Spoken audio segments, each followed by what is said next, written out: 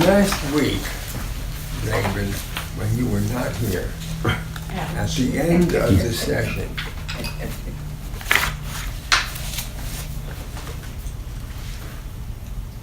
there was maybe from, she's in the bathroom, maybe from Beth, a puzzlement, to quote your brother. And that puzzlement was, what's all this subject-object stuff? You couldn't make head or tails of it. So it gets taken up extensively in the last chapter. Yes, that's... Yes! Yes. I picked that up too in the last chapter, and I was like, yes, I think I get this. Did it get solved for you? Yes, You know what it's about now. I recognized it because of Lukács. Well, Lukács's main premise is not reification. Reification is part of the large historical materialist claim, which he repeats over and over again, almost in the same words. Which is what? Remember that?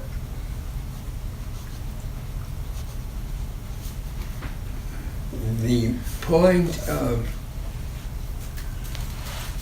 intellectual work, whether it be academic or not, is to attempt to grasp the totality.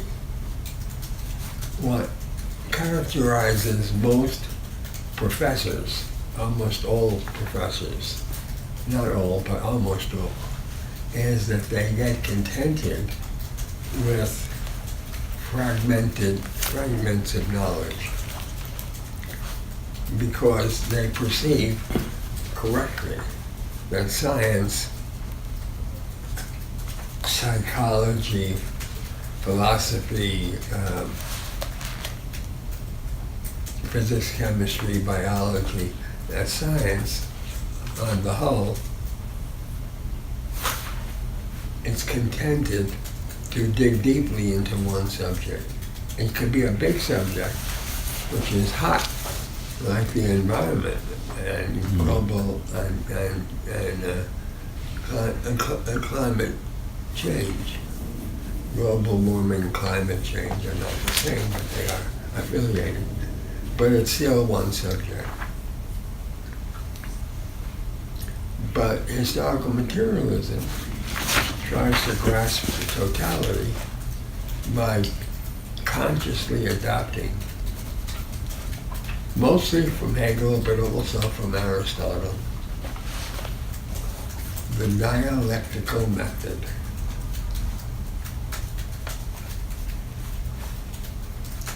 The bottom line is that if you don't have the dialectical method as your working path, you're going to end up with fragmentation of knowledge. He has subordinate points, which are not unimportant, one of which is reification, which he delights in repeating every third sentence. Not literally, but pretty close to it. But reification is clear to everybody, is that right?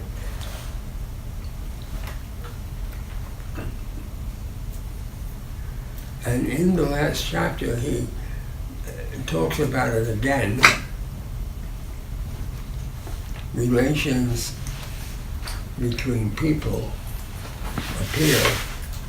get fixated as relations among things. And he has a notion of what labor is about, with which most on the left have completely ignored. Lukács says, what?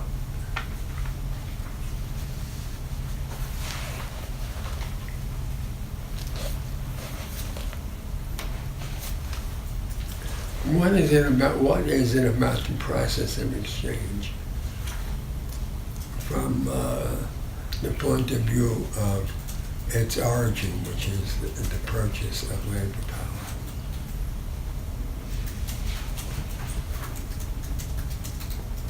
What does the worker have to offer? Sweat and labor. What? Sweat and labor. That is too general. Labor power. The commodification of their labor power. But well, that's true, but there's a specific process that goes on in the capitalist process of exchange. The alienation. Well, that's true too, but he sort of takes it for granted in the Reification chapter. It's more specific than that. Time.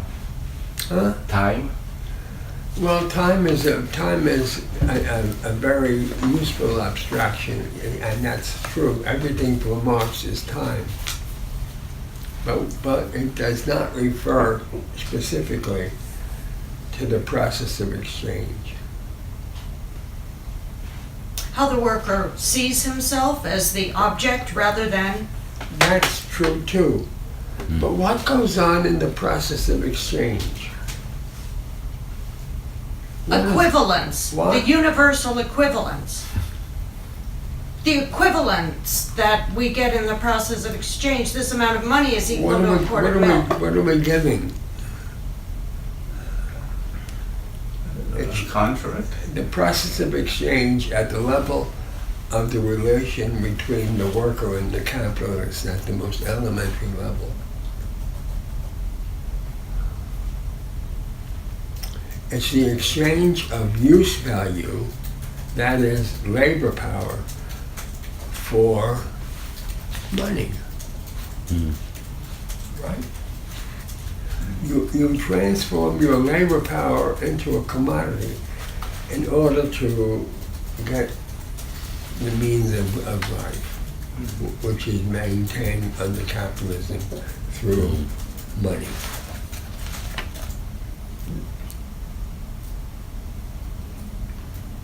Remember reading that? I didn't make it up.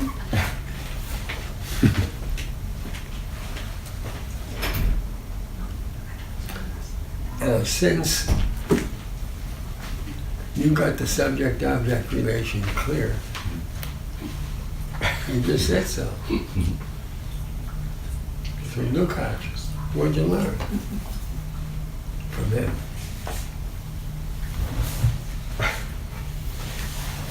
What is the bourgeois solution to the relation of subject and object?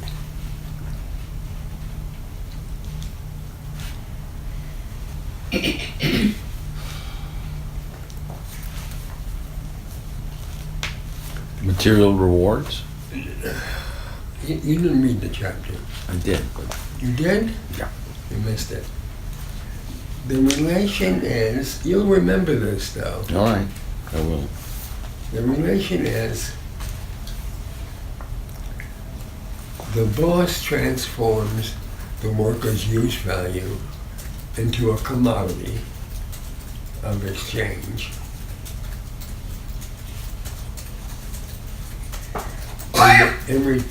Which is that the labor power has already been transformed and been commodified, in return for which the worker receives his or her labor power in the form of a commodity, together with all of the labor that has been produced in order for this product to be produced. So that raw materials up to machinery, up to the final product, no individual except for an employer, whether it be a state or individual, buys machinery as it once was. and now, as it still is in terms of productivity, what you buy is you're buying a piece of your own labor power, a piece of your own use value.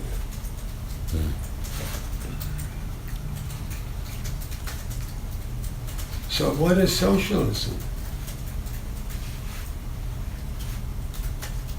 Not Soviet socialism, not Chinese socialism, not German socialism, not national socialism. What does socialism consist of?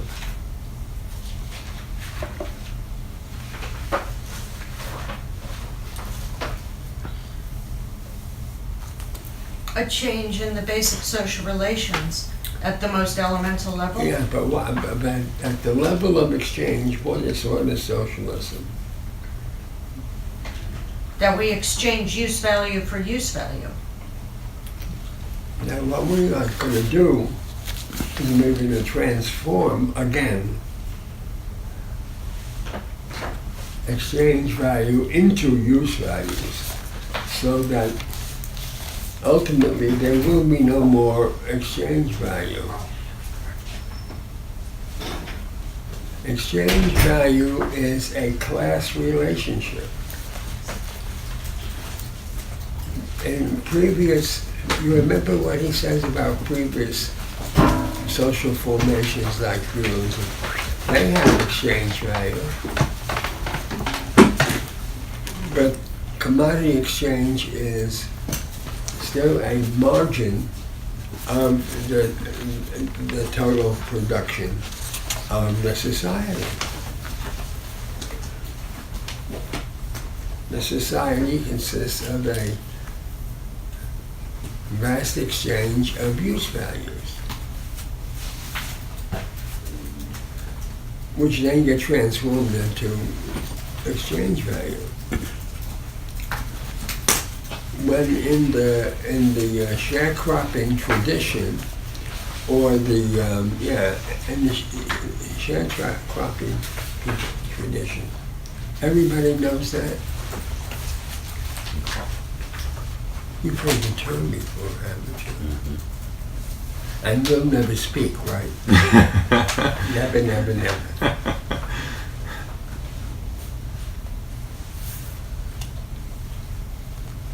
What happens in sharecropping?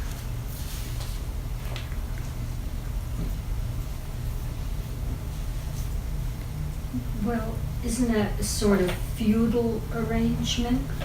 It's a sort of a feudal arrangement, that's true. You get some to keep some of what you produce. You exchange use value for another form of use value.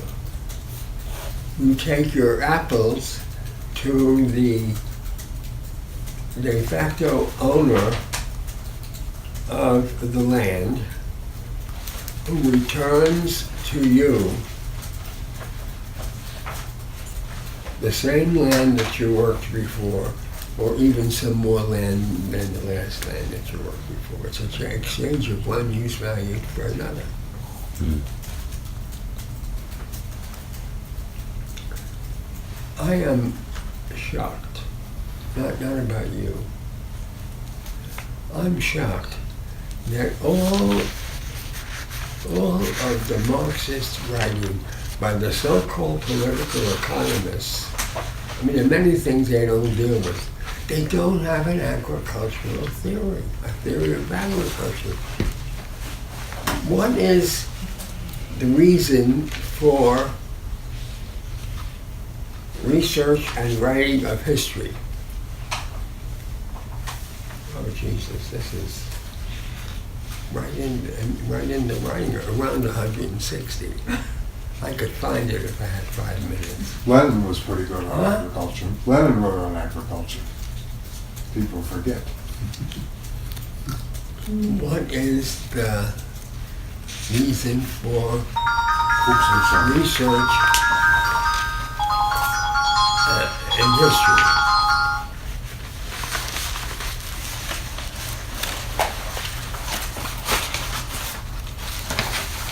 Well, it's to make sure that people like Eric Foner have tenure.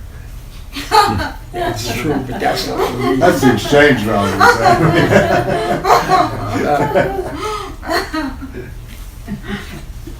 But Lukács has a specific reason, which most people who write history miss.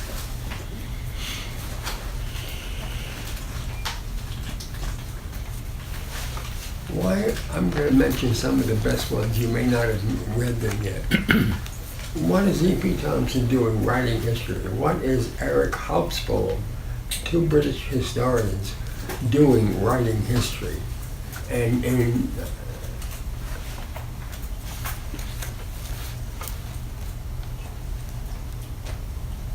Thompson, it's the transition from feudalism to capitalism in terms of the labor process.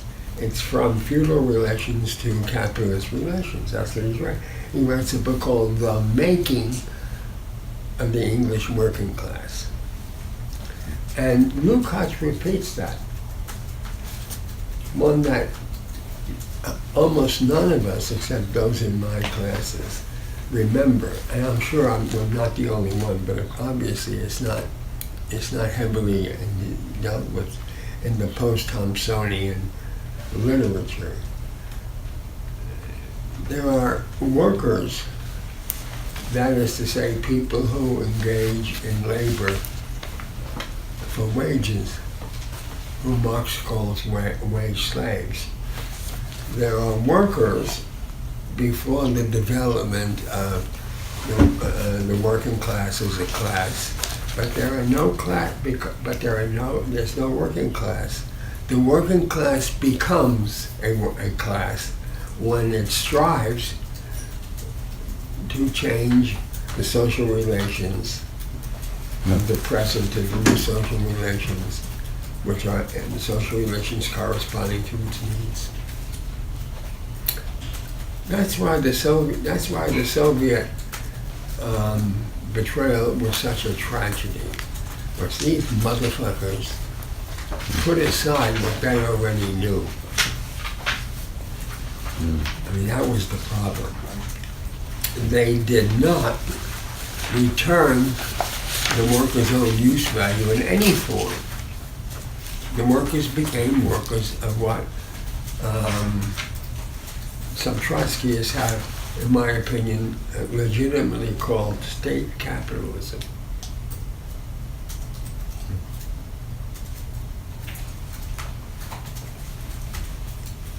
The state appropriates their labor, transforms it into a commodity, pays part of the commodity form back to the workers of their own labor, and takes the rest of it and distributes it to the non-productive strata of the society and trade, which is very close, with the exception of state capitalism, but the capitalism is very close to capitalism of the West.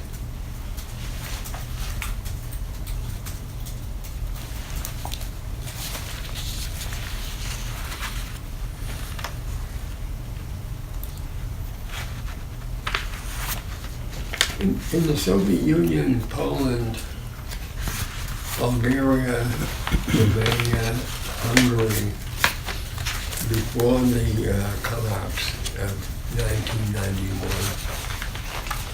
1889 is the one that's usually quoted because that's when the Berlin Wall came down.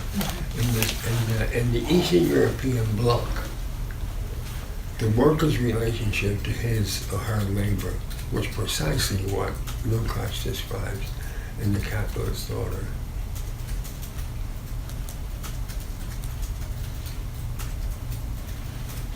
It's not a difficult concept, but the reason that you did not reply with generally is because it is not in the literature of the left. It's not in the slogans of the left.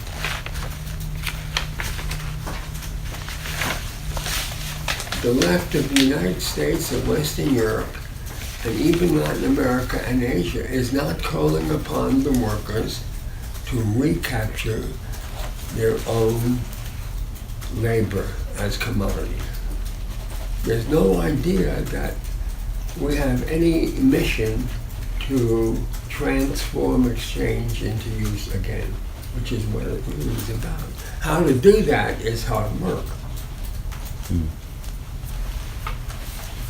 I'm thinking in the fall when I teach a class, if we still have classes, I will teach You have a space, by the way. Panico, work with control. Because he outlines what it should be. But it won't be the only thing I'll teach. Anton Pannekow. Anton Pannekow, the Dutch astronomer, who wrote a history of astronomy, which is a good outline history of astronomy.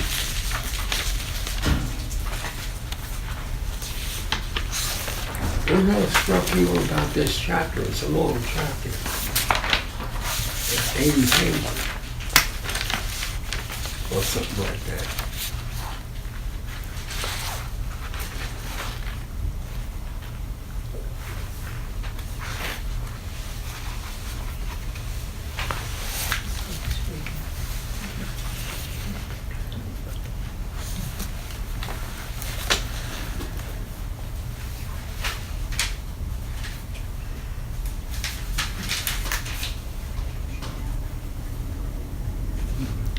There are two questions that actually hit me on the side of my head. The one question is,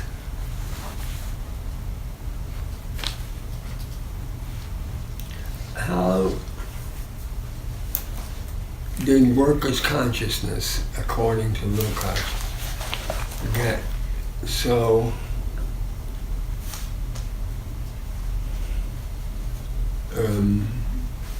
retrograde compared to what he expected it would be?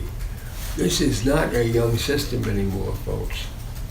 Its industrialized period begins in the 18th century for Western Europe and the early 19th century for the United States. In the United States, it's been dated 1850. That is, after all, 170 years. What is it that prevented the working class from achieving Lukácsian, Marxian class consciousness, seeing itself as a subject, to understand subjectivity not in terms of the bourgeois philosophers? How did the bourgeois philosophers discover subjectivity? Do you remember reading any of that?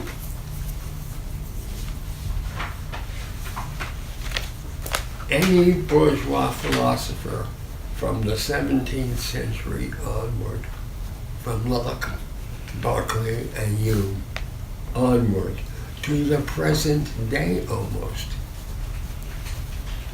has a concept of subjectivity, which he treats, I think, correctly, and the Marxists do not, as an advance, as a deeply flawed advance.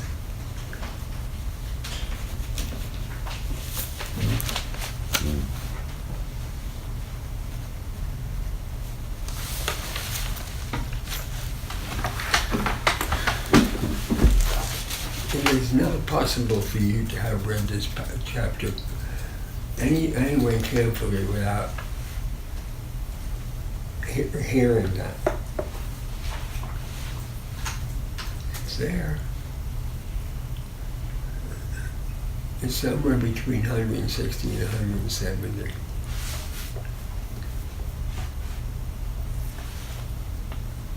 By the way, what I'm doing now is an interpretation. It is not a literal reading of Lukács. But he does have it there. it's consistent with his way of expression.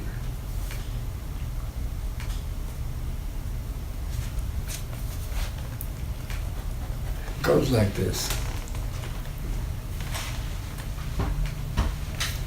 At some point in the history of capitalism, the bourgeoisie discovers itself as a subject, as the maker of history. Either that or it discovers itself, as in Fukuyama, as the end of history, that its discovery of democracy marks the end of fundamental change. Only now it's changing and doing mainly fixing. My former student, Cornell West, talks about tinkering. And every time he has entered this house in the last 4 years, he brings somebody with him. Or he is always with somebody who he doesn't have to answer to.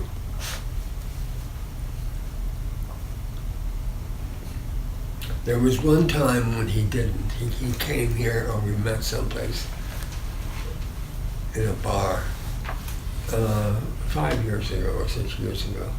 And I said, why does this shit have been tinkering? He said, Brother Aronowitz, Brother Stanley, he never called me Aronowitz. Brother Stanley, you have to convince the other brothers, and you gotta do that by simplification. I said, I never believed that, but not for my money today anyway. He said, so what would you do? Well, you transform the whole conversation into a system. You start with feudalism and capitalism. What's the difference between sharecropping and wage labor?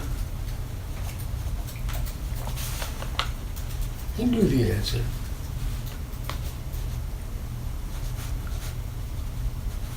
People were so excited that Cornell knew the answer to that. When we were on the videotape, why were you excited? You knew he spent 2 solid years in my classes, right? And 2 solid years we had Thursday night dinners. And Kilson, his other teacher, and Wolin, Sheldon Wolin of Princeton, were his graduate faculty advisor, knew this as well. I'm not sure what they did in relationship to their pedagogy, but he had to pick it up somewhere. I mean, he is, still is, a very smart guy, but he has consciously numbs himself down.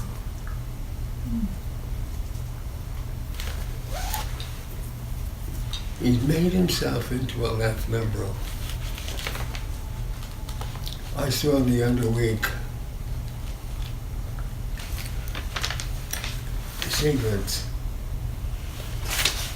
who called himself a progressive capitalist, not a progressive It's the new socialist. PC stand. Exactly, it's the same thing. And I believe he's right. I think Bernie Sanders and Sealer are brothers under the skin. Because they both work happily within the capitalist system and believe that it's about incremental reform. And you could take this in almost any area of work, even academic work, which is ostensibly non-profit, but it's not non-surplus. And you could say that the struggle of the faculty might be, together with the students, to actually take power in the university the way, at one point, de facto, they had it. And that entailed some steps. One is the administration of the institution. And that, when I went to teach at Paris 8, popularly known as Paris 8, H-U-I-T, that's 8 in French. The administration is faculty for a term, and then the faculty person in charge and the people who were in second line either went back to teaching or stayed for one more semester, one more term, 3 or 5 years, I forget. But provided they were well regarded. That's one aspect of taking back the university. The second aspect is revising or overturning the curriculum of the university. What is required, what is not required. The concept of an elective, for example, should be abolished.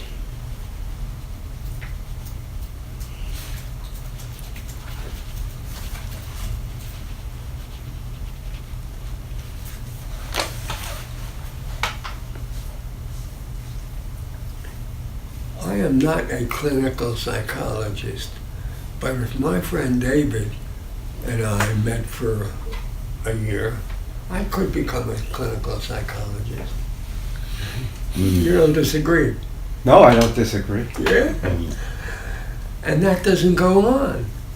In order to become something like a psychoanalyst, you have to work 2,200 hours as a psychoanalyst. And then you get certified.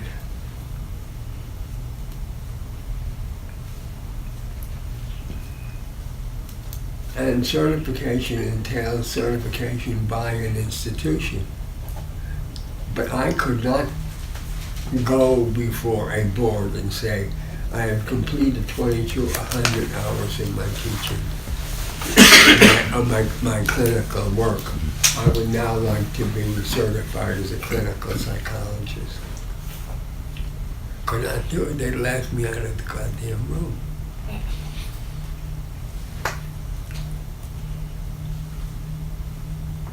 Was one of Freud's great radical moves was to create lay analysis and support Theodore Reek here in the States, of which the APA kind of came out of the downtown National Association of Psychologists. So yeah, the D kind of professionalization and demedicalization of psychoanalysis. So. Very few people, tiny number of people, to whom I reveal that I never completed a BA in the traditional way or a PhD and attended any classes beyond my first semester and half of my second semester. Believe me. Amy Goodman looked at me as if I was lying through my teeth. How can anybody be a full professor at the Graduate Center of the City University and never have completed a degree or a graduate degree? Well, I did complete a graduate degree. I wrote a dissertation. And a distinguished professor, to boot. Yes. Yes. But this is the thinking and the method of becoming a genuine psychologist, psychiatrist, scientist of any kind. The method of becoming such a person is to go to an institution which itself is accredited as a graduate institution in your chosen field.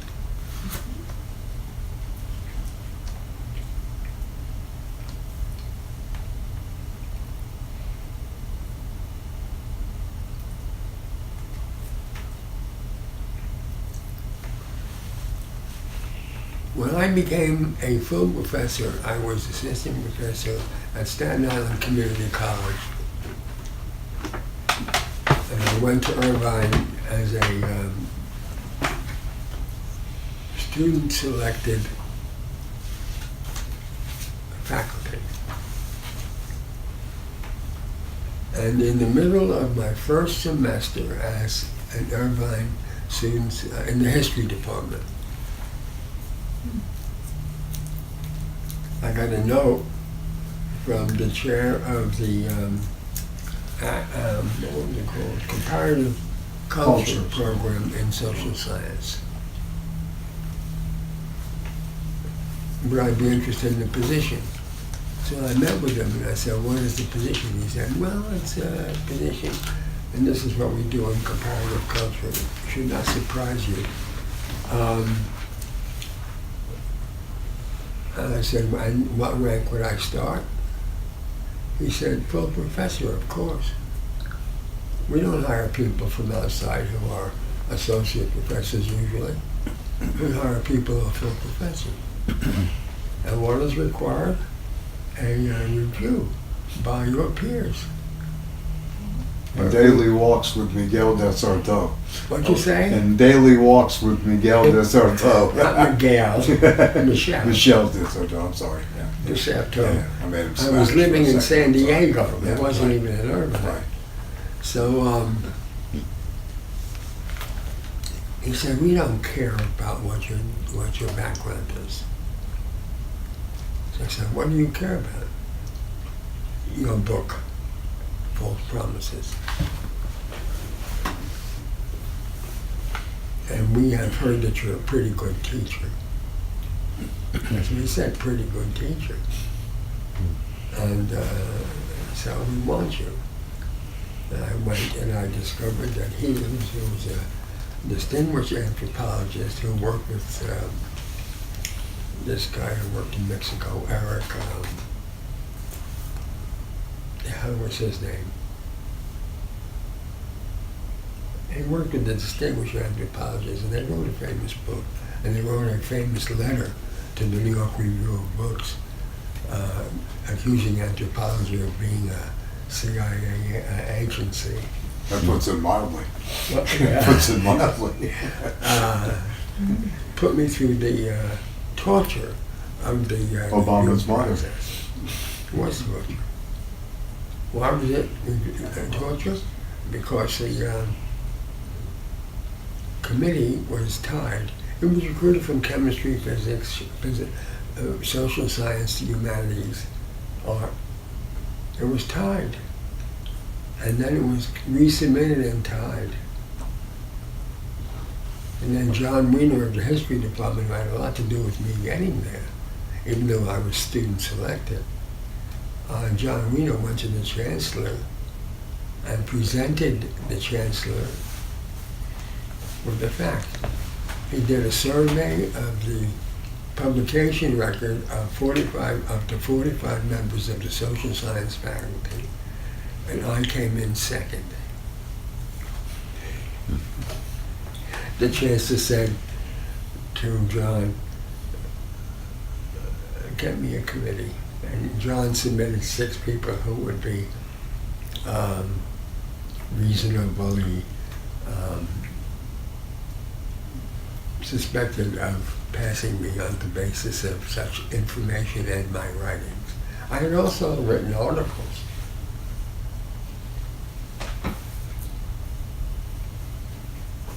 I had appeared in The Nation several times and written articles for various publications and written several articles for some books.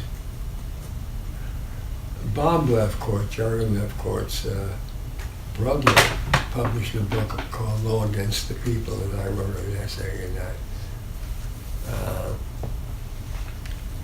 I wrote an essay for another book, Georg Fisher's book on class. And I wrote about the middle class and said it was not either part of the working class or part of the capitalist class. I didn't say it was contradictory class locations as Eric had. in the same issue. I said it was an ambiguous class. Part of it were workers, in a traditional sense. Part of it were close to being petty bourgeois, self-employed and so on. Part of it employed other people, sometimes in large numbers. And that's become more and more true. Anyway, what else occurred to you about the chapter?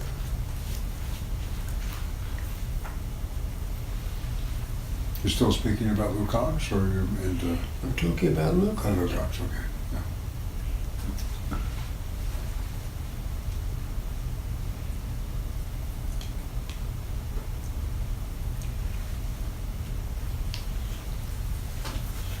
Have many of you, aside from Michael, read bourgeois philosophy of the 19th and 20th century? Anybody? It's going to become a requirement in our new I would make it a It's a requirement. requirement, yeah. Yeah. Yeah. Let me mention one name who's written a number of books, and he's very intelligent, who's now, I think, passed from us, but he was a 20th century philosopher named Willard Quine, Quine, who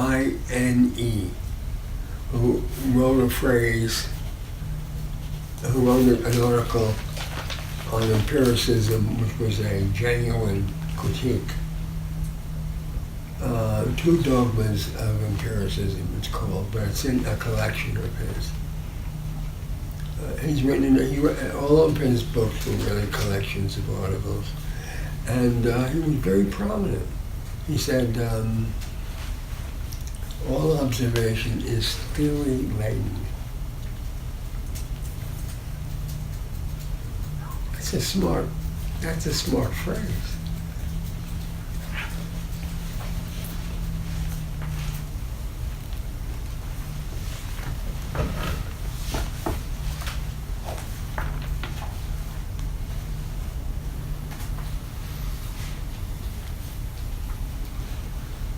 And he didn't even read Hegel, Stanley. What? He never read Hegel. Who? Quine. Sure? But he came, I'm not positive, but there's no evidence. No evidence, that's of true. him doing so, yeah. Yeah, but you understand, Lukács derived Hegel, who died in 1831, and said the same thing 100 million times. Quine discovered it, we presume, by himself. And if he didn't, it was a prominent article, Two Dogmas of Empiricism. He renounced empiricism in favor of positivism, which is a step. Well, some people would think it's a step backwards, some people would think it's a step forward. What is positivism? Lukács deals with it extensively in this chapter. The tyranny of isolated facts? It's as close as you can get. It's about empiricism. It's about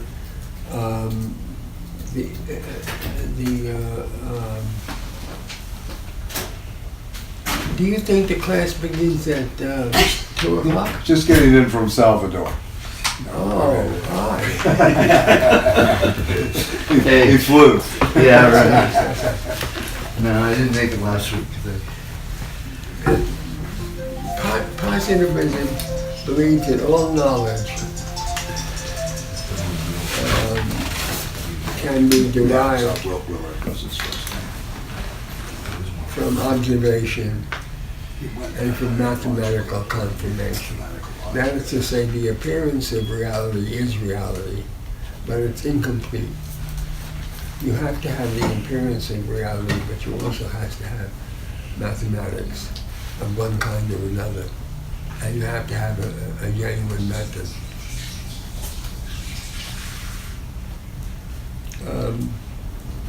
It doesn't have a dialectical, nor does it have a view that beneath the appearance lies an essence, which is not necessarily available to sense certainty, that is what we see. When Lukács says that we all have the same empirical reality before us, means all things outside of us can be described as objects. What bourgeois philosophy of the non-empiricist kind discovered is those objects are permeated by subjects, and in fact are absorbed or taken in by subjects. The subject then, as far as the objects of observation is concerned, the objects, are always objects of subjectivity. At some level, all of you exist outside of each other, including me, for positivism. But that outside is really an apparent outside. It is itself a combination of the subject, of my subjectivity. And we can question the objectivity if we go far enough and say that all objects are subjectively permeated, including objects of ordinary existence, buildings, schooling, and so on. There's one thing that brings positivism of that kind close to historical materialism. And that is, when we speak of objects for historical materialism, we are speaking about eventually, as a result of various steps of a cognitive method, a subject-object. There is no object which is merely an object. It is a facet of social relations, including that table that you're all leaning against. That's a subject-object. Ultimately, or it can be, ultimately there is no pure subjectivity, there's no pure objectivity. What we try to overcome is the human division of subject from object. And it goes for individual and collective. You can regard Travis of John Jay, a late of John Jay, and who didn't become a chancellor of the city university, or any university president, a university professor or administrator, as a son of a bitch. But they are only sons of bitches because at some level they make visible what would be otherwise be invisible, namely that capitalist social relations lies beneath personality. I.e. Trump. What'd you say? Trump. And Trump is a very good example. He and what's happening now, and it happened to, I heard it, Jeremy Cahill said it yesterday. Yes. Which is a very smart idea, which any of us can say, but he said it on television to 1 million listeners or watchers. And that is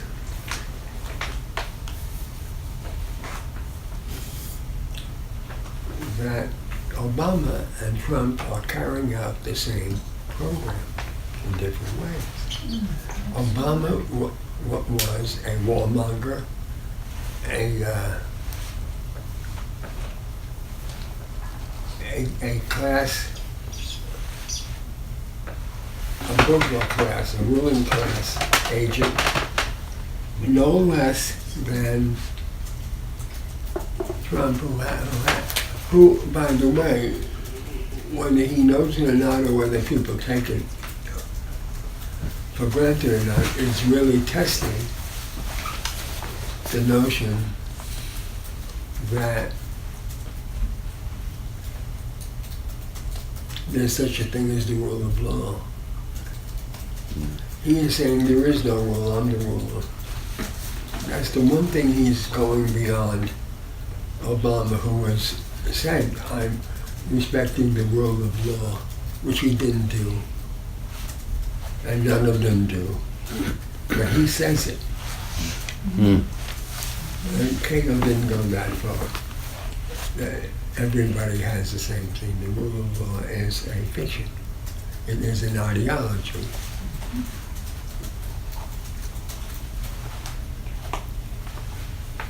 With the civil rights movement under when the radicals were in the ascendancy and the NAA was doing its law cases, was that civil rights movement disobeying the rule of law? The answer is yes. Should it have done so? The answer is yes. Of course, if it went the NAACP route, we would still be fighting a 60-year Supreme Court decision. The vote in the Supreme Court was amazing. And what I love is that all of the liberal commentators ascribe the Supreme Court ruling of 1954 to Pearl Warren. what? Pearl Warren, he Court. plays in politics, the court got Yeah, unanimous but decision. the war is one influence, and what is another one? People like Thurgood Marshall, Right, right? it's on the court. Marshall has been sainted. It's Saint Thurgood. They have a movie about him. Federal buildings. There's no And Uncle featured. Clarence. There's no featured movie about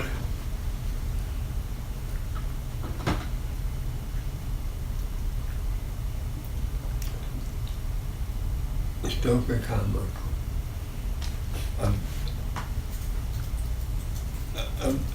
about a whole raft of SNCC workers. None. And if you're a young person today of 60 or under, you would have a very hard time as a citizen learning that there ever was something called SNCC. And that it had not just individuals, but it had a collective that could be regarded as the key to why Johnson gave away the South. Johnson was worried. As he signed the legislation for the Civil Rights Act, not for the Voting Rights Act, which was a year later, he said, I've given away the South. Because he wanted to win. And if he gave away the North, he would certainly lose.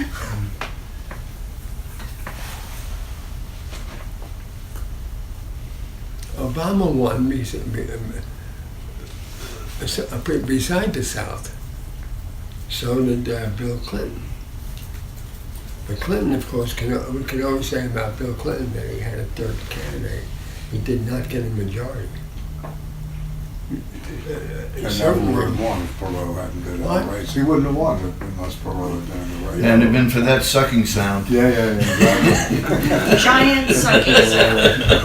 You have to redefine the bird. Yeah. And nobody of any consequence in the Democratic Party or in the Republican Party, but we know where they are right now, Nobody of any consequence in the Democratic Party is openly talking about abolishing the electoral system as a guarantor of an undemocratic situation in 2020. You mean the electoral college? The United States is not a nation of... Yeah, of we wish they were debating the electoral system. You're right, the college, yeah.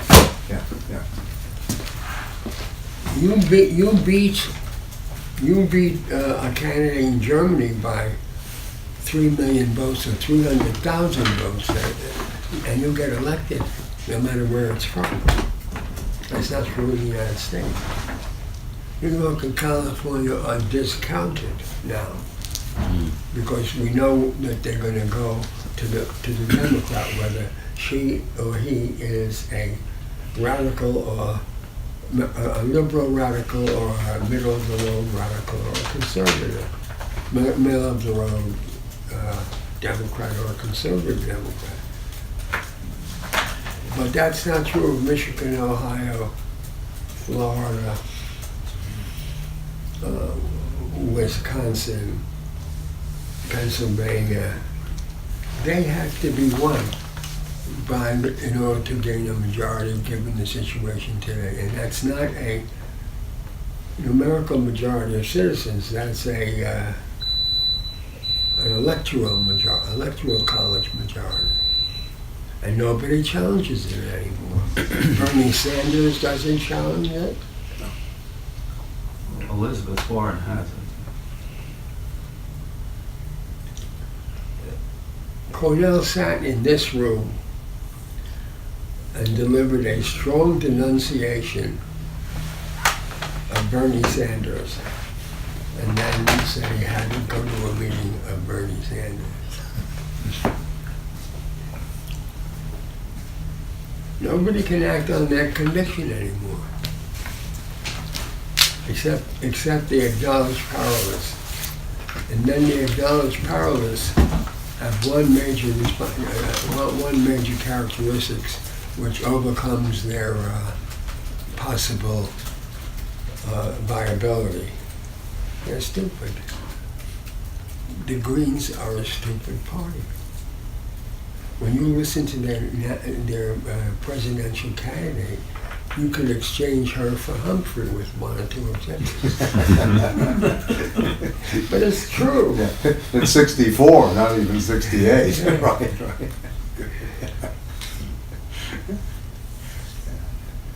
I think you raise a great point that really should be taken up, and that the failure now today, is the inability to create a generation of lawbreakers. We've really failed with that. Labor, as you pointed out, there would have been no civil rights bill without breaking the law. There would have been no, That's right. 1965. No John voting. Brown. Yeah, exactly. No No John John Brown. Brown. That is really Yeah. important. But when you, Nope. I'm reading a recent biography of him, and that was what differentiated him from the rest of the abolitionists. Yeah, and Thaddeus Stevens, according to my source, which is Eric Foner's important and excellent book, Reconstruction, 1863 to 1877. Thaddeus Stevens had a program, a post-Civil War program of smallholders. He didn't even recognize rhetorically the factory system as a major factor in developing a program. Thaddeus Stevens, the most radical member, he and Sumner were the most radical members of Congress. But there was no working class in his conceptualization. And we are now in a period of our history when the working class as a class has not yet emerged, but is only showing signs of what that might look like. I'm going to see in the next couple of days what the press says especially the left press, about the most important obituary of the last decade at least for the left. An announced socialist president of an intermediate-sized union died at the age of 62. He died Friday or Saturday. Not your fault. There's no left press of any worth. I mean that seriously. Wasn't mentioned on Amy Goodman. I'm sure. No, not Wasn't mentioned mentioned on Amy Goodman. I'm not sure, was he? No. No, it wasn't. No, No, Friday. I'll listen. The Intermediate Union was the Amalgamated Transit Union, which was the union which was not the Transport Workers Union, and in New York was represented by bus drivers in Staten Island and Brooklyn, primarily. School bus drivers, and in Staten Island, it also was a city agency's public transportation union, 15,000 members. 200. His name was Larry Hanley. And he died of pulmonary arteriosclerosis. He used to call me up until, he got elected in 2010, but up until 2012 or 13, he used to call me and ask my opinion about things.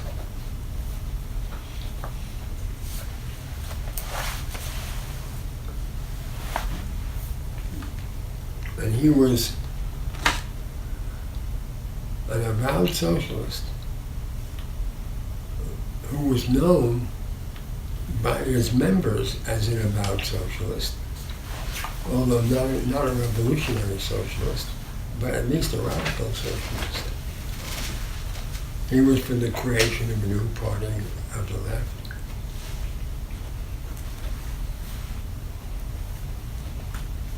And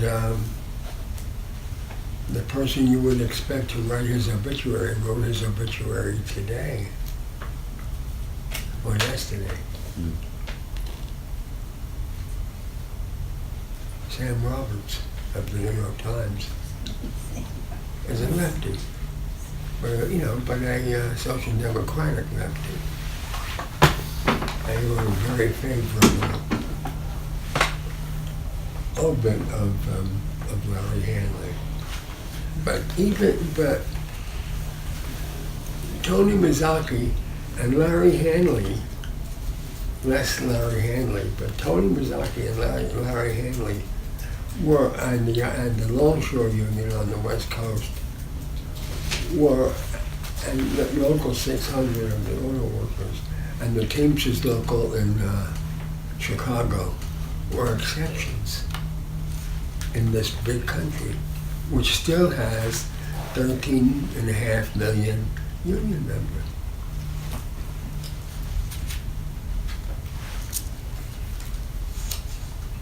Could you describe how or why you would be calling them avowed socialists?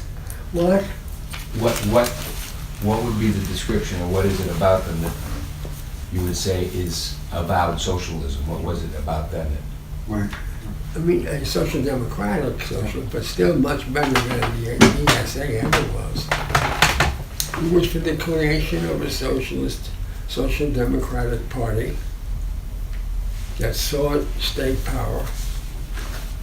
He was a belligerent critic of the AFL-CIO and many of the former CIO unions that had capitulated, like the UAW. He was for more militant bargaining tactics, more militant defense, including wildcat strikes of the membership.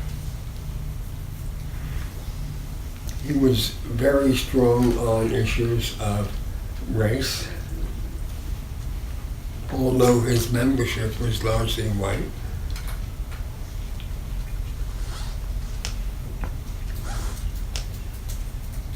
I don't think he had much of a foreign policy that would distinguish him from Labor's leadership, even under Trump.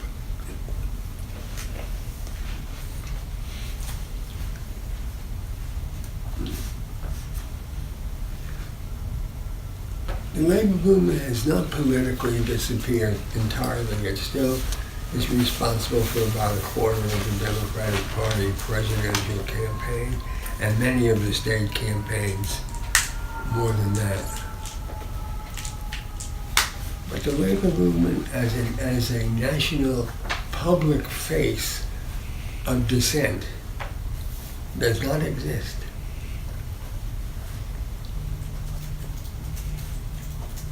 I mean, it's been accommodationist and class collaborative for so many years, you can't, really discern the difference. He with a membership of 200,000 was not good enough to make his statements public property that fit into the daily newspaper or on TV and so on. No. On the one hand. On the other hand, he was sick the last couple of years, which is what I learned from indirectly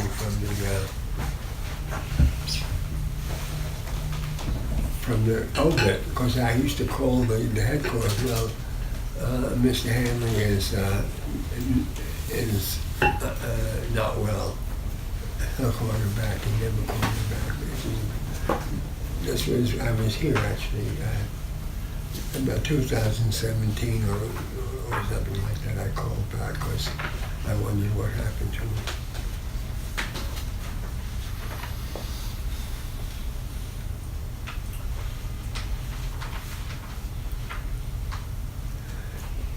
But there's another point that needs to be mentioned about Lukács's statement in this chapter. The inevitability of class consciousness and class consciousness making a very rapid transformation into revolutionary consciousness. There are many individual workers, even small groups, who have class consciousness. There are very few who have revolutionary consciousness. And one of the things that is almost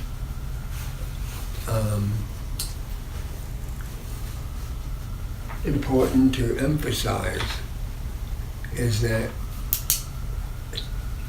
there's almost no public face of the labor movement as a strong supporter of anything except during presidential campaigns, when the number gets mentioned somewhere here and there.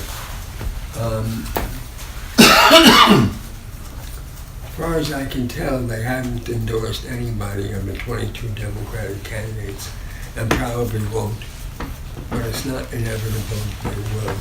No, there might be some endorsements. The UAW never followed the AFL-CIO pattern. And the clothing workers, clothing and textile workers, which no longer exist, never followed their pattern.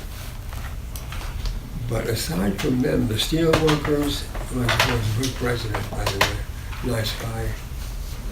Interesting. No, he is an interesting guy. Leo Gerard. Yeah, Leo Gerard, yeah. Yeah, he's endorsed Biden. Oh, He has. He endorsed who? Biden. oh. Well, That's all that, Rhode Island, Delaware, Pennsylvania connection, huh? He spoke at the Graduate Center for our center in the early 2000s, very early. He was very good.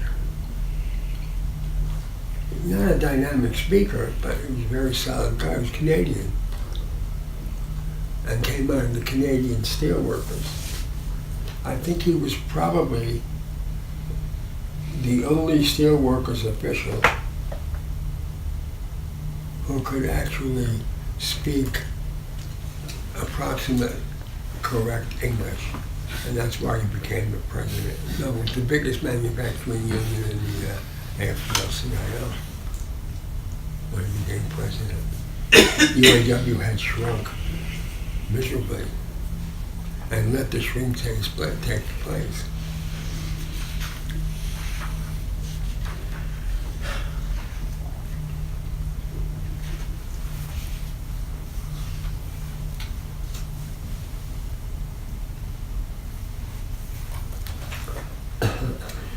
No, I mean, the steelworkers are still, you know, in terms of, I think,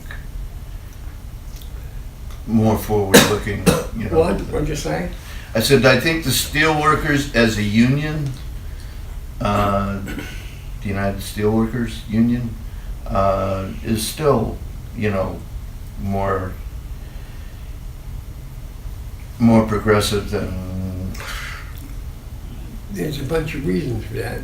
One of them is that the steel workers are no longer the majority of the union. The steel workers, that is people who make steel and people who fabricate steel, are no longer the majority of the union.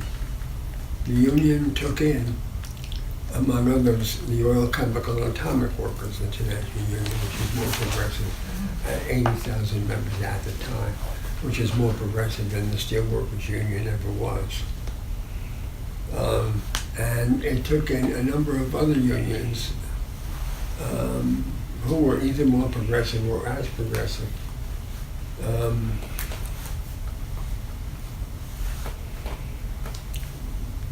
But the Steelworkers Union used to be 1.4 million members. And when they took in all these other unions to consolidate, they were about 400,000 members, which was ultimately a minority of membership of what they became, 900,000 members, 800 plus thousand, almost 900,000. But we still have the question, why has there been such a capitulation?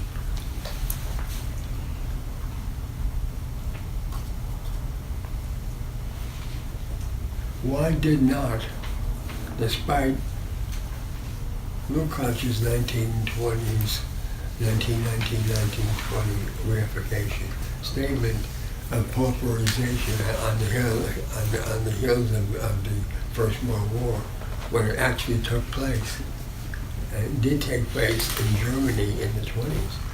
Why did that not come true, except perhaps now? The working class is being pauperized.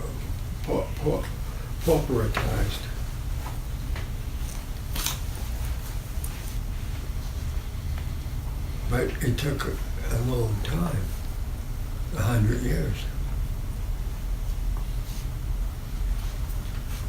Any theories? Well, we read Lazzarato in The Age of Anxiety, who has a very interesting take in the making of the indebted man. What? Lazzarato, Maurizio Lazzarato, the Italian I know philosopher. Yeah, you have the book probably, yeah. And anyway, I think he offers something that's of interest, you know, in the sense that, you know, really what was created because wages became so stagnant, you know, real wages didn't move at all, you know, that the whole debt culture was created, and that this formation of both, you know, debt as a guilt and a responsibility in the system, as well as being an actual, you know, obligation in terms of finance capital, set up a drive for security and safety that took away any kind of risks that people were willing to take. You know, the gamble was left. Yeah, in yeah. the 70s, people were still singing the song called "Take This Job and Shove It." Yeah, right. But Michael, Yeah. when I think about the Lazzarato, Yeah. I think he's talking about a massive increase in this kind of subjectivity. But I remember reading a million years ago about the move of suburbanization, that debt-encumbered homeowners don't go on strike. And Right. that was a truism then. Right. Debt as discipline, I think, has always been deployed at the working class. And I think that what he's talking about, what Lazzarato is talking about, is the permeation of the the extortion economy, is Right. what he calls it, Right. into industrial, personal, and sovereign realms. Right. All three. Right. Permeates everything. But I think that the effect of debt on the working class, I mean, mind you, that was, a period of class compromise, when you could actually survive on one income and have a home and go out to Long Island, wherever that community was. I have two comments. Levittown. Levittown, thanks. One, Lazzarato's analysis slips into culture. The dead economy, the dead society is a cultural phrase. It's not a phrase of political economy. Finance capital is only part of it, which doesn't absolve us of making a totalizing assumption in the analysis of events and institutions at all. The second one is that when I was in my 20s, I got laid off of my factory job. I went out and looked for other work, and I had my pick. I walked into a GE plant. I walked into a Westinghouse plant.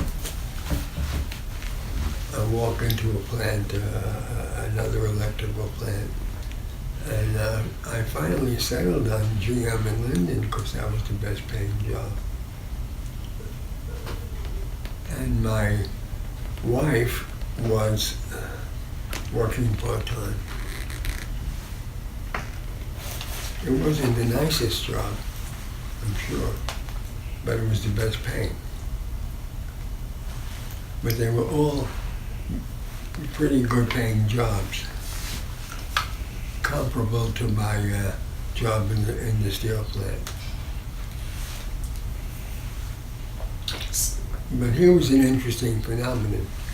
I got laid off in 1960. I'll talk about this in my memoir. When I got called back, which was 1963, they called me back at my minimum wage because I was general factory labor. I made much more than that when I got laid off, but they called me back at the bottom.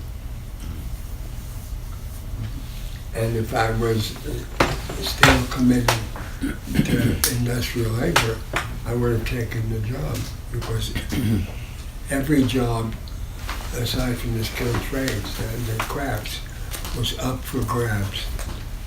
And if you had a long period of relative growth, I could have gotten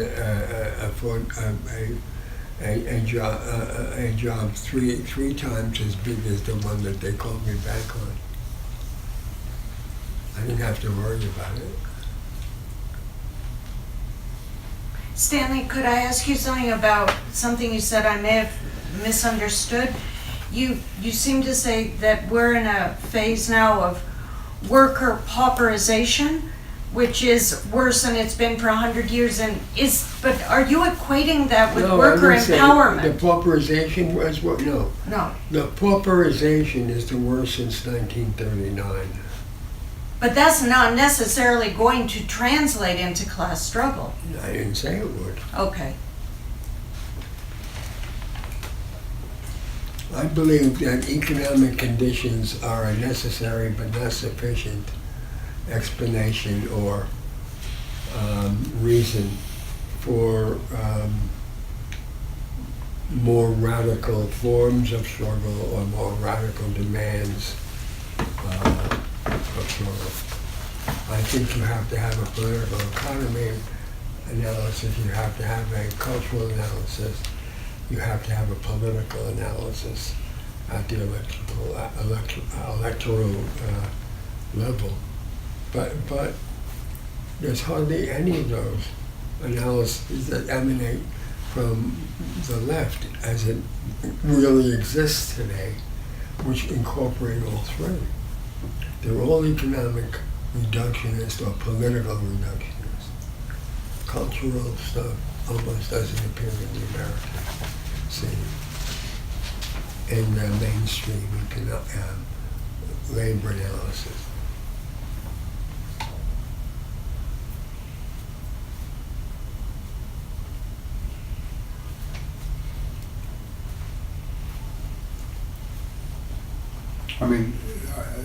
I think one of the radical questions is how does this pauperization, or where people are, they're very aware at one level of the conditions of their everyday existence and, you know, the accumulation of debt.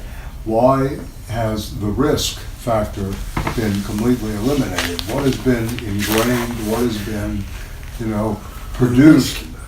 Yeah, well, to take risks, to really struggle. You see in academia, nobody wants to take control of the institution from the teachers. They just want to pick up their paychecks. They want to, you know, make sure their pension is okay. If the stock market goes down maybe 30% from here, and people start looking at their TIA cleft, they may start, oh, we better do something, maybe.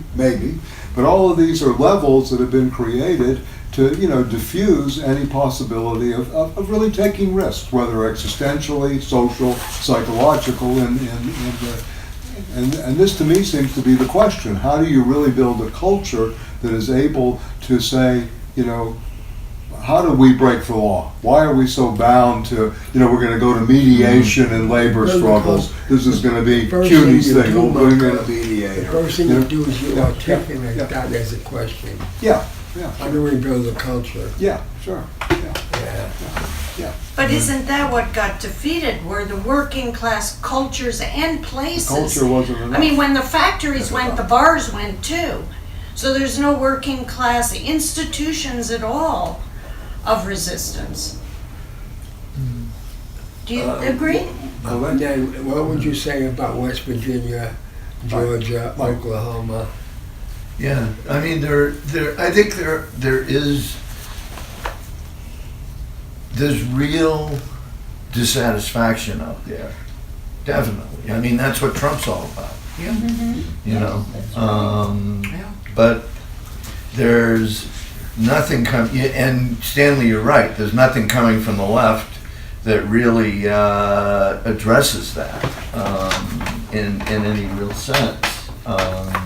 I'm amazed at, the last couple of weeks talking, you know, I was really active in, like, this Latin America solidarity movement of the 1980s.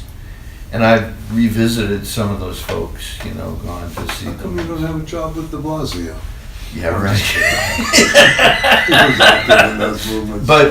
But they're really, you know, you're absolutely correct. They're living in kind of this fantasy world. They've bought into the Rachel Maddow, it's all about the Russians kind of thing, you know. I mean, it's kind of 10 million a year, Stanley, to say it's all about the Russians too. Yeah, I mean, it's kind of, it's actually a little bit frightening to me. Yes. You know, because I knew these people, I worked with these people, you know. And now, but that's not true of, you know, the generation of 20 and 30-year-olds. What about them? They're still, I mean, I think, you know, sort of the rise of DSA is kind of,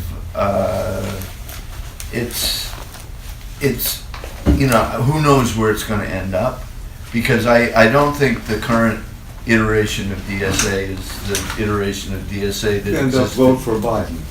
I'm just kidding. Yeah. No, I mean, you know, I'm I don't think, I'm being very cynical, but Yeah, no, think I it's know. true. Could happen. Yeah. No. Yeah.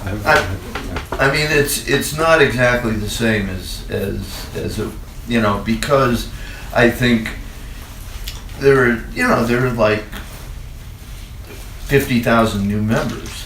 The old DSA, they used to call me a third worldist derisively, but I think there are possibilities there. I don't think that things are anything is necessarily emerged at this point, but I think there are people looking for I think there's a generation looking for possibilities, and I think that's a hopeful sign for me. Anyway. What is that all about the Russians phrase? I don't know that. What is Over.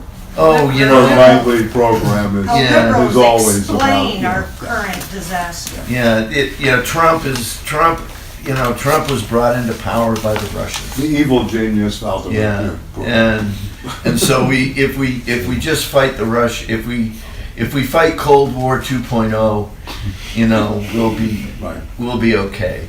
We just have to bring back the Cold War. It But avoids this the time it's politics against of it 19th completely. century nationalism in the Russian context. Yeah. No, it's. I mean, honestly, there's this rant by Rachel Maddow a week or so ago where she blames.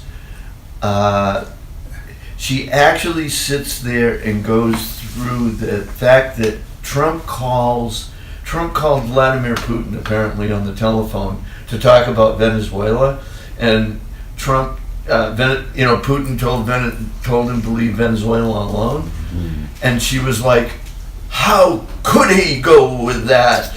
What are John Bolton and Elliot Abrams going to do now? Well, she blamed Bolton.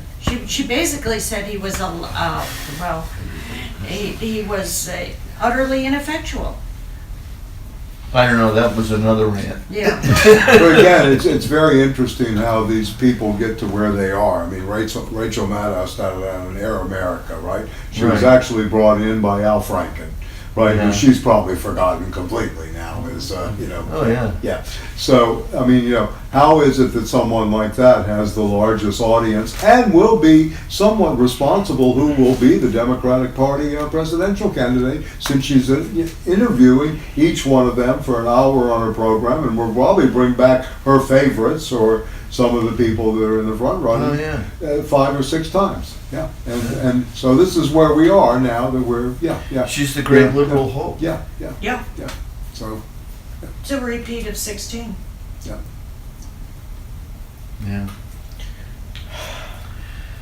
Trump 2020, baby. Yeah. Accelerationism. Heighten the contradiction. I think they're all complicit. Rachel Maddow is probably the most nefarious among them, but Amy Goodman shares some responsibility. Oh, sure. Most deaf. And for what's going to happen. Most deaf. send your money to Real News, Stanley. They Yeah. at least keep trying. Yeah, except they got fired good stuff. Aaron Mate when he But- got to. But Did they? basically, Yeah, they did. Well, Wait, what's real news? Real News is The out of Real- Baltimore. The Real It's News a Network. Canadian guy, Paul J. And they have a beautiful headquarters in Baltimore. They're moving to DC. They're going to DC now to be Are they? closer to the Yeah. action. Okay, and You you know, can like get it the online. local It's a stuff program in that comes on Yeah, I think almost they'll keep every a day. presence in Baltimore. And But yeah, what's their view? they're very left. I mean, they're the left. They're completely way beyond Amy Goodman, et cetera, et I cetera. mean, like the Just real like- left. They're real left. They're yeah. real left. Yeah. But Paul J. I got mean, to a cold feet degree. about To a Aaron degree. I don't know if Mate. they're real left, whatever that means, but anyway. I But the Aaron real Mate news went is to go off the against fake reservation. news, obviously, right? In some And ways. even Paul J. couldn't tolerate that. Well, he's a He CEO. had to retain some Russia baiting. It's really unfortunate. Oh, I see, okay. Although it's interesting. He had this long interview with Stephen Cohen. Yeah, that's a good one. Which is actually very good, and Cohen called him out on that. Cohen wouldn't take the bait. Nope. He But he refused hasn't had to on take Michelle the bait. Chossudovsky yet. No, that's true. from Ottawa and Quebec. Yeah, but he had, what's his face from Russia, from the Moscow State. Oh, yeah, the professor, right? Yeah, Yeah. yeah. I Yeah, forgot he was his good. name, yeah. Anyway. That was sad. I mean, Paul Jay kept trying to get Stephen Cohen to say, but aren't the Russians bad? It was sad. Yeah, yeah.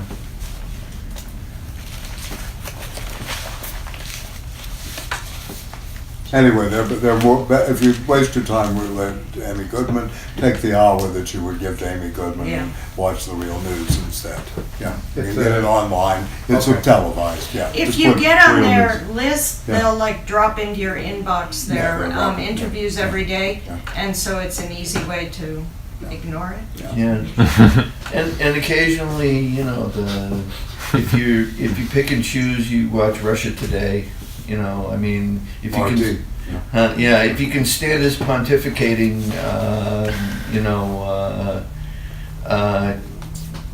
what is it? God, the guy Hedges isn't bad, but he just pontificates. Chris Yeah. Hedges is on RT now. He's got a syndicate. I know. So, yeah. He's just a catalog of atrocities. Right. though. I mean, That's you well re- put. Very good, Matthew. Keep Catalog on of writing. Oh, atrocities. man, I like this. Yeah, this is Yeah. great. You just want to, I mean, what you want to do after reading Hedges is just jump off a bridge. That's Or where, go to He the Catholic takes you. Church where he came yeah, out of. there's a reason Oh why no, he came out of one of the Protestant seminary. sects. Did he? Oh, Yeah. well, okay, Yeah. really? I didn't know. I thought he was. What? I thought he was a Chris Jesuit. Hedges. He's ordained. He's ordained. Yeah, he's ordained ordained. Yeah, as a- he's ordained, but not a As Catholic. No, not as a Catholic. Protestant, but he Yeah. he was educated by Jesuits. It's almost Yeah. like he's on Yeah. about Yeah. original sin, Yeah. Yeah. There's Original no dead, way huh? out. Yeah. But he does have good people on occasionally. He had Matt Taibbi on. Matt's pretty good. Yeah. And there's a great podcast you'd like. It's called Alpha Bunga Bunga. Oh yeah. Do you Okay. know it? Yeah, I've heard of it. I haven't seen it. I'll go for it. Okay. Alpha I'll try Bunga it. Bunga. Like oh bolo bolo. I mean, up for the app, name huh? alone, Yeah. you should Yeah, I listen. will definitely. Yeah, the Dig podcast is pretty good too, Uh-huh. actually. Clear, Denver. clear. Yeah, What is it? Denver. Clear Yeah. and direct. He's smart. He's What's a it smart called? guy. Clear and yeah. There's another podcast that's good. Clear, loud and clear, or something like that. That It's one I pretty don't know. good, yeah. My favorite is for philosophy and politics is Against the Grain out of KPFA. Yeah, that's a great program. It's a Yeah. CS song. They had Stanley on. They had a Did good they? interview. Yeah, about 7-8 years ago. I'll have to Yeah, look for it. yeah. They do a top-notch. Yeah. No, He's one of the best programs out there. Yeah. Sasha Lilly and CS Song. Right.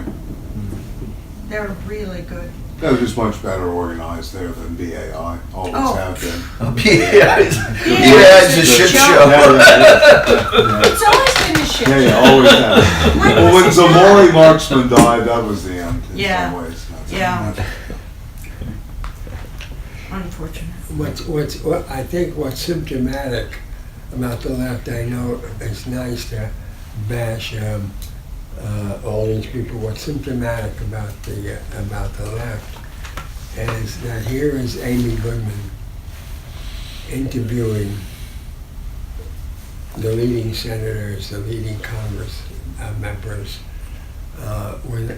as if she was a bourgeois reporter. Yep. She is. Objectively. Stanley, you just took away the simile. He said she is. But It's not as if. but nobody notices the difference. It's not reification. I also sometimes watch PBS NewsHour and find it sometimes to the left of Amy Goodman. Oh my God. But why are you laughing? No, I believe you. Yeah. You find that unusual? No, he believes President. you. He believes you. That's it. Yeah. Wow. Yeah, that's true. But I listen to those guys just to get the party line too. It's good to get the party line. You mean It's from painful, National then. Petroleum Radio? Yeah. Pentagon Broadcasting Or System. better I would off, say. Yeah. PBS. Yeah, no, Yeah. it is painful, but and sometimes nauseating. Yeah. It's painful. Yeah, I but can't. but if you like I You said, have to I had know. Mhm. these friends who were comrades back in the day, and they spout that stuff, and in order to know what the fuck they're talking about, I gotta listen to that Oh, stuff. God. Which is why when Lukács and Lenin, in a different way, begin this conversation in the 1920s and Lenin earlier in Russia about why a party is necessary, why the middle class elements have to be disciplined, why the middle class elements go bunkers. And then the next thing you know is they have been incorporated into the mainstream, or the left wing of the mainstream, because they know that they're being hit. You had Amy Goodman, you were hitting Rachel Maddow. And that's something that people won't do.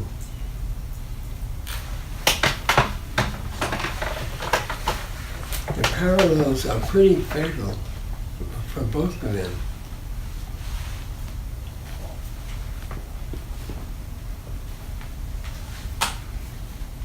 But what is the process by which someone like Amy Goodman, who's got historical roots on the left, who started her program as, what did she call herself?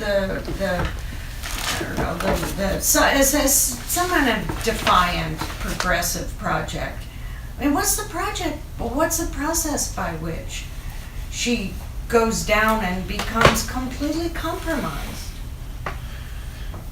Is it all you? I mean, is that it? No, it's that because plus building an institution, like. we don't have an institution. Yeah, that's able to confront this as Right. it's happening. Because it was This a is change. really the point. She Yeah. changed. Right. We don't have a There's not- weekly there's not press. Yeah, we don't have a weekly, Start. yeah. How did she change? I didn't notice any like abrupt changes. I mean, Yeah, it wasn't abrupt. Yeah, it's gradual. but I never thought of her as really having a radical point of view. She I never always had a radical point of view, but What? she presents herself that way sometimes. She Right. did present herself that way.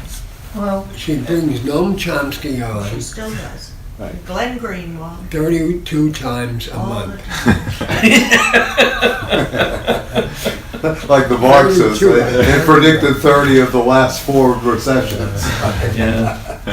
Okay, but she's been doing that for 20, 30 years. I mean, it's not like Well, the reason that Noam Chomsky is safe is because he never utters a genuine opinion. He has become a journalist, not a linguist. And she has him, Jeremy Scahill is marginally better. And he's on her program quite frequently. But then she goes to the mainstream. The left Democrats 103 times, and Well, the interesting thing is WBAI always had the capacity to have a show that was about ideas, but it never really went that way. We never got, The like KPFA, yeah. KPFA. It never really developed that, I mean, you and I talked to them about doing something like that. I know that it was on the drawing board, 10, 12 years ago, doing. They begged for Lenny Lopez Yeah, when he was cut from NYC. Right. They begged for him, right, despite the fact that there were multiple complaints from women out there. right. They begged for him. Right. Oh, and And he's on a BAI moron. now. he's very mainstream. Yeah, Lopez. of course. Terrible. Of course, yeah. Liberals love him though. Upper West Side liberals, people who look like Well, of me, course. love They him. don't look like that. You stand out. Witness that James Tobin came on. I remember. You told me. You remember? Yeah. The filmmaker. No? No? Oh, I thought he approached you on the street or something, no? I would have bragged about that for Oh, okay, years. well, we'll create a fiction. I would love that. Leonard Lopate these days is taking his orders from his brother Phil, who is an acknowledged liberal, never made any attempt to portray himself as anything else. Plays tennis with Engelman. What? Plays tennis with Ralph Engelman every Friday. Seriously, I'm not making this up. They go to a tennis club and play every Friday Who's together. Engelman? Well, a friend, Stanley knows him. He's a head of journalism in the Polk Awards at LIU. Or was, he retired. Yeah. Phil Lopate's a literary critic, right, Stanley? Right. Not much. Oh, What do you really mean? Couldn't handle a little bit of the flame that was going out of the candle to Lukács. I lived with a woman who was his No, wife, really. Phil's wife, Huh? who changed her name.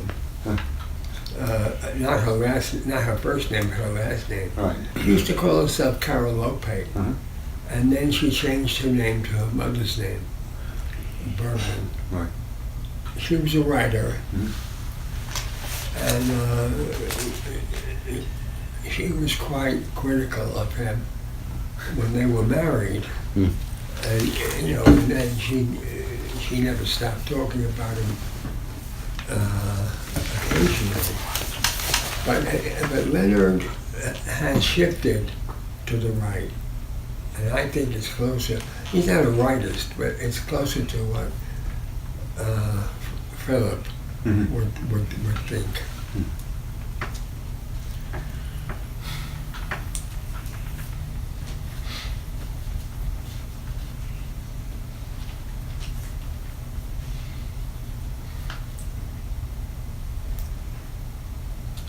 So Rick Wolf was on Fox Business News, 21 minutes, When? with Herman Cain, Oh, my All right. Charles Payne, Stuart Varney, and some young person from DSA. And the question was capitalism or socialism.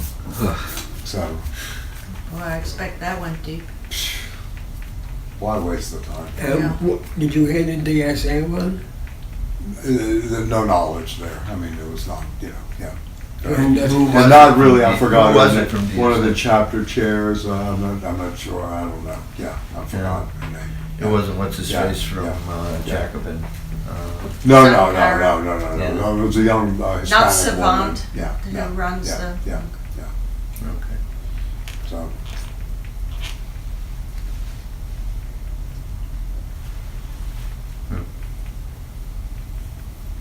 It gives you an idea of how those people, the extreme right will argue with, quote, emerging socialists. Yeah, I mean, Yeah, go ahead, yeah. although, the fact that Fox News will have a program like that on, I think it's so that they can have, a guy like Stuart Varney. I came with nothing here. I come from Europe. I was at the London School of Economics when we all read Marx. That was then, now is now. This is the way they speak. I employ X amount of people. I give good jobs. This is what we do as capital. Sure. Anyway, but this is, and then Well, of it's course, better than then the the drill audience. that's on MSNBC. Yeah, no, that's probably true. It actually is. True. It is. It's more. It's It's true. more real. It's more real. Even Yeah. if they're True. setting up a straw man, at least they have a straw Yeah, man. exactly. Yeah. They have the straw man. Right, Yeah. right. Rick must have said, "Let me finish" about 20 times. I'm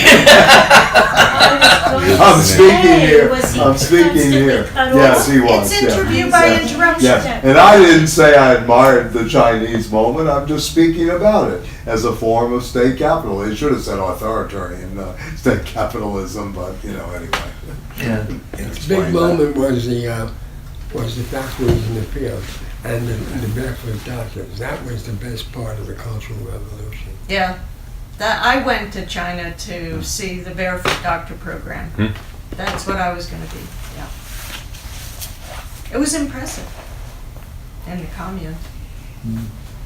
Mao was an emperor, And that fixed it. He couldn't, and he was trying to conduct a cultural revolution from above. And that was what ruined it. But still, the idea was a very good idea. Oh, yeah. Yes, Change the relations of production. yes. Yeah. Change your attitude towards culture.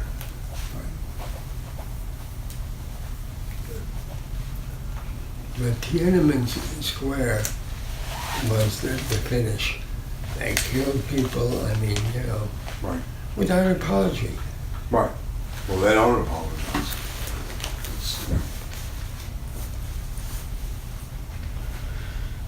There's no notion of apology in Chinese philosophy. No such thing. The Greeks came up with that. But apology in Greek means you're self-preserving yourself. It's an act of self-preservation. Yeah, Apology Biden figured that is out. a self-defense. Is where the original word in the philosophical tradition. What? What's that? I said, yeah, Biden figured that one out. Yeah, exactly, yeah. So do you want to say anything about now at all? You know, the Invisible Committee, or? That's next week. Oh, okay. I You read, didn't I take thought that it was out? today. Oh, no, I thought it was today too. Yeah. I'm sorry. The website Yeah, I guess says we it's thought it today. was today. We didn't know. Oh, next week, okay. Now is next week. I like that. We're good, we're in the future MTVS now. Yeah, it's good, all right. Okay. It's just as well. Yeah. It's a lot there. Yeah, yeah. It's interesting in terms of legalism now, though. That's why I try to emphasize, you know, the law breaking and, you know, What's the it- going against the, now as a, you know, as a, not a new manifesto or, you Chapter on know, hating the police. yeah. It's really rich. I It's think rich, it's yeah, yeah. incredibly Yeah. rich. Yeah. I think some of the writing is just poetic. Yeah. It is, it is. I underline when I read, only stuff that just worth going over. The whole goddamn book is underlined. Look at all my, like, Wow, real poetry, The yeah, same. yeah, good. Yeah. Like there's so much stuff that just jumps off the Right. page. Yeah. Yeah. I mean, if you're interested, you know, we did something on the Invisible Committee at the Left Forum about 7 years ago. Oh. Jeremy Glick, myself, Richard Dienst, John Clark, the four of us. And actually, one of their members was in the, and they raised a, we don't have discussions this good in France. Really? Yeah, it was good. I mean, we were on that day. I went up Yeah. to Columbia with Jaredia and Chris Knight to listen to this roundtable about the Invisible Oh, that's Committee. Columbia. Why would you expect anything Oh, better? it was awful. It was Yeah, so yeah, pretentious and empty. yeah, I had to leave. Right. It's Columbia. Bernard, what's his name? It was shocking. Hardcore. Hardcore. Yeah, it puts this together. Yeah, no, it's horrible. I thought you sent it out, and I thought someone from the Invisible Committee would be there, and this, I started reading this, but oh my God, it was awful. Who is the Invisible Committee? Well, that's a good question. Julian Copat was one of the founders, C-O-P-A-T, and they basically hit an electrical power station in France, and they went to jail. But they wrote, first of all, the coming insurrection, and that's what our conference was on. And in fact, it's in the Situations with the Chukalas piece. Some of the pieces were published there. In Jeremy that Glick did a good journal. job, actually did a very imaginative job relating what they do to George Jackson's letters from prison. It's an interesting article. In that issue? Yeah, that issue. You asked for a comment. Yeah, please. I didn't have a chance to. Yeah. The silence that has accompanied the teacher strikes a couple of months ago, especially the beginning of them in West Virginia and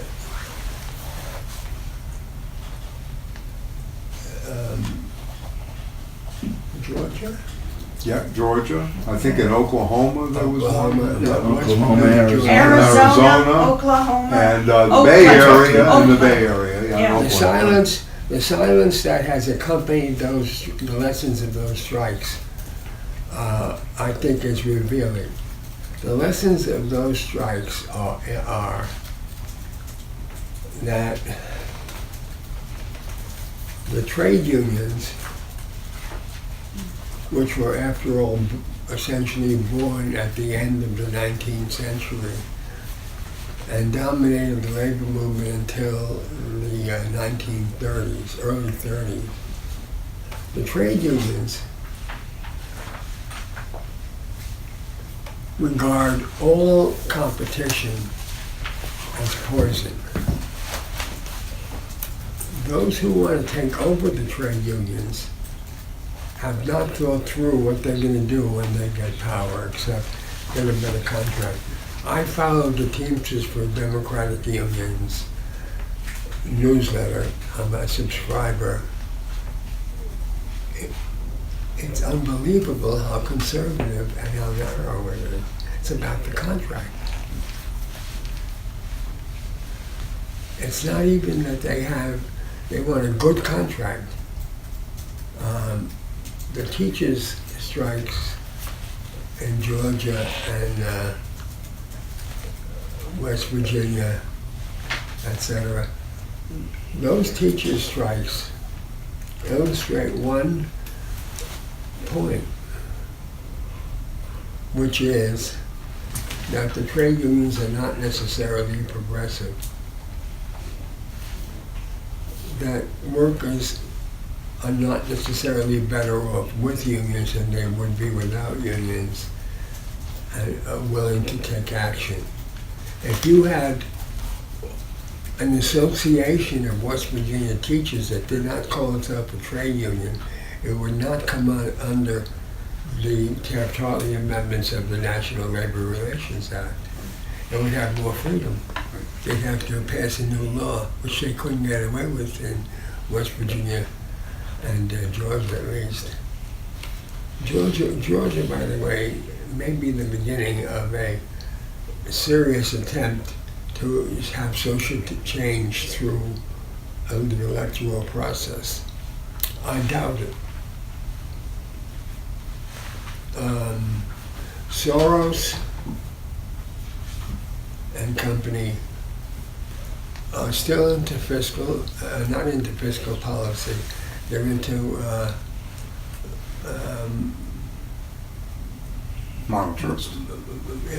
money policy. Yeah. There's no capitalist interest that has emerged. None. Since 1908. By the way, that's 11 years already, which says we need a fiscal policy. If we're going to simply talk about the New Deal, which I'm willing to talk about, I want to create 5 million new jobs and figure out how to do it through both the deficit system, which is not a system, but it's an act. It's a way of having the government owe money to create jobs, and through fiscal measures. None of them have gone that far. And one of the reasons that they haven't gone that far is that there really is no Communist Party biting at their heels. Remember, the Communist Party ran a march on Washington in 1930 of 1 million people. They were not 1 million communists, but they ran the march. The socialists, in their dignity, refused to endorse it. Can you imagine? Yes. Every day now. The one thing I liked, Michael, I was pretty close to Musty. Uh-huh. Right. Musty said to the socialists, to the Harrington socialists, to Norman Thomas, to the rest of them, he said, we're going to invite every organization on the left to come to the Fifth Avenue Peace Parade Committee. And if you want to join, you're welcome. If you don't want to join, fine. We're still going to do what we have to do. And we had a huge parade. It was a huge parade. And on February 15th, when the communists once again, in 2003, ran a huge parade Another 1 million people showed up, but they checked everything with the police. Right. Everything. It's a mistake. What's her name who was the coordinator of the march, was not going to get caught with illegal acts. Talking about And Leslie the Kagan? Occupy movement did not do much illegal activity, especially in New York. Right. And when they tried, they were greeted with helmets and clubs and riot gear. They were not going to try it. Obama's They were law-abiding citizens. This conversation has to go on. And that's why I resigned living the committee, because they challenged that whole premise. And a lot of the maxims of the traditional, Right. a lot of the maxims and, you know, ideology of the old left and of the new left as well. I mean, they're trying to really look at the creation of a language and maybe a new kind of the poetry of the future. I think that's part of the interest in this group. It's just that they write poetically. They're really very futurally oriented. At the same time, saying there is no future. So they're working that fence, that very paradoxical fence, you know, going forward. So. But yeah, a group of Frenchies, you know, the leader is Eric Hassan, who is a thinker. He wrote the other part they're called Tikkun. They have a group called Tikkun, not like the Tikkun here, but the Imagine Community is another group of theirs. Yeah. So, the best of my knowledge, they have 4 public, the Invisible Committee, To Our Friends, The Theory of the Young Girl, which we all are. It's not really about 18-year-olds or 22-year-olds. It's about all of us and the fetish. It's a kind of interesting take on the fetish. Of course, it was criticized right away as being a misogynistic text, you know, just by the title, etc. And now. Have they written about the yellow vest? No, not that I know I of, would but I be can interested. check on that. Yeah. And what was the reaction of the U.S. left, such as it is, to the inability of the United States government and its military to displace the Maduro government with this guy who's the president of the General Assembly? I don't understand that connection. Crickets. Huh? Crickets. Crickets?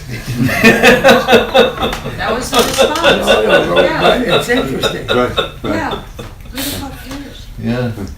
Trump cannot win one battle. He's bombing the shit out of the so-called Middle East, Sudan, Right.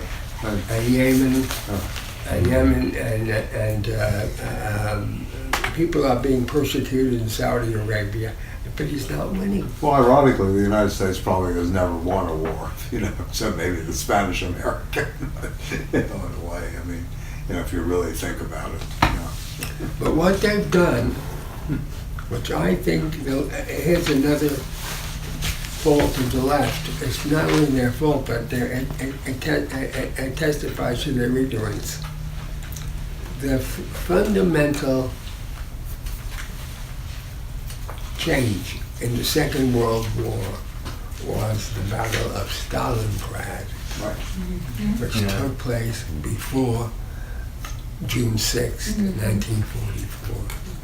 And the German army was thoroughly defeated, and the Russians were marching through Poland into Germany. Not a word. Nobody. Yep. In the official media. We're still talking about we won the war. We, the United States. Yep. Or the reason why it took till June 6, 1944, because Churchill was offering Roosevelt the defeat of the Soviet Union as a price not to go to war with Russia. I mean, with Germany during the Russian alliance. Had the United States gone to war in 1943, the war would have been over by 1945. 1944 or even the end of 1943.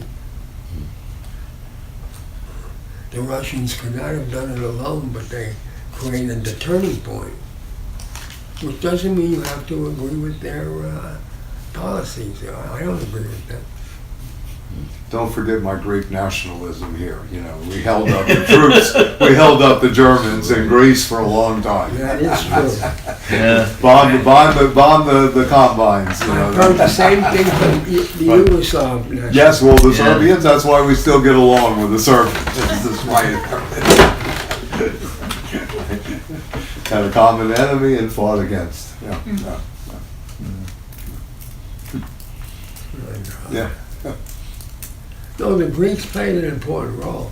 Yeah, and paid an then enormous they price got- then too. they I mean, got it was the only trade. Western government, you know, between Greece and Italy, had a good chance of going communist in elections.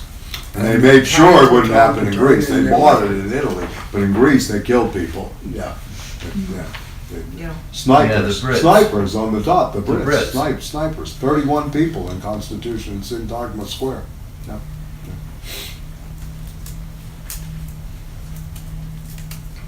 Our friend Sporidolakis, when I was in Athens, would take me around and show him where his family was in jail during the Civil War. Yeah. The left was always more dangerous than the fascists to the liberals. Yeah. Yeah, I mean, it's really, you know, what you were talking about with Venezuela. I mean, it's really interesting because, you know, it really was, you know, it's not necessarily Maduro or whatever. It really was this movement that was built, you know, during the Chavez years that kept the Colombians out, that kept the Brazilians out, That's right. that kept, you know, everybody, because they have militias. They have popular militias, and No, they read Machiavelli carefully. yeah, Yeah, yeah. important. Need a popular militia.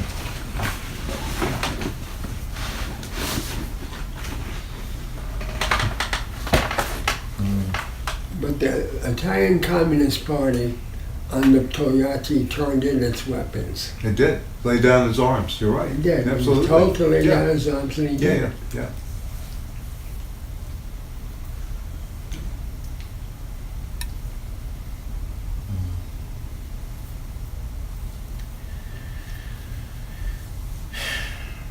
Yeah, and unfortunately, people on the left, all they can do is talk about, oh, Maduro's such a bad guy, you know? And on the left too. Yeah, that's Yeah. what I'm saying. Yeah. Yeah. Oh, I hear they're dealing drugs. AOC. I hear they're dealing drugs. The heroic I was astonished to Alexandria. learn that sometimes you need to do things, yeah. They're probably better drugs than we, I mean, anyway. So. Yeah. No, people are just, honestly, people are just confused as hell, I think, on the left in the US. Well, liberals have come to trust the New York Times greatly in these terrible times because they're very, very anti-Trump. So when liberals read the New York Times and they say Maduro is an authoritarian and has to be deposed for humanitarian reasons, I mean, Right. they're going to believe it. And then the trouble, you've got Steve Knarky, Chris Hayes, Rachel Maddow, Yeah. Larry Yeah. O'Donnell, and what's the other guy that was off for a while? Oh, Brian yeah. Williams. Yeah. Right? So you have 5 hours, which many people, I mean, I know professors that watch this religiously every night. And this is really their Yeah. source of analysis. Yeah. This is what yeah, and you know, and actually looking at TV and those kind of codes is an extremely passive reception. You're not really learning anything. You're really, in a way, just being, Yeah. Yeah, well, washed. Well, yeah. Yeah, well, that's what, I mean, the interesting thing recently, Taibbi's coming out with a book called Hate Incorporated.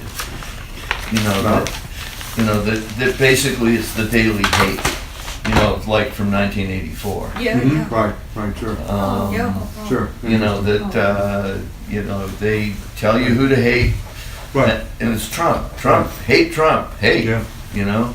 And, But to hate Trump, we have to hate Russia, and to hate on Russia, we have to hate on Venezuela. right, yeah. Yeah. It's simple. It gets simpler and simpler. You don't have to think at all, you don't have to read it all. Yeah. All you have to do is look at your screen. We'll catch you, Gavin, on corner.